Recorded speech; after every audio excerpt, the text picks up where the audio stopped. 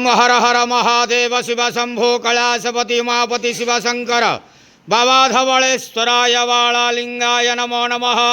दीपं यदि परं ब्रह्म दीपं यदि जनार्दनः दीपहरत मे पाप पूजा दीप नमस्तुते। अहे धवलेश्वराय वालालिंगाय नमो नमः। संसार सुखी रखंतु। आज शुभ शुक्रवार रे समस्त श्रद्धालु भक्त मानक आश्रीपद करंतु। मनस्कामना पूर्ण करंतु। कर्म क्षेत्रोन्नति करंतु। ग्रहरिष्ट खंडन करंतु। जगतर मंगल करंतु। विश्वर कल्याण करंतु।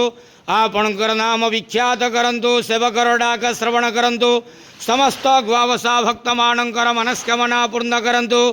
जो जो भक्त माने आपणक पाखरे मानसिक रखिजंती तांक मानसिक शीघ्रादि शीघ्र पूरण करंतु। बाबा धवलेश्वराय वालालिंगाय नमः। संसार सुखी रखंतु आनंदे गवार। हरि बोलो।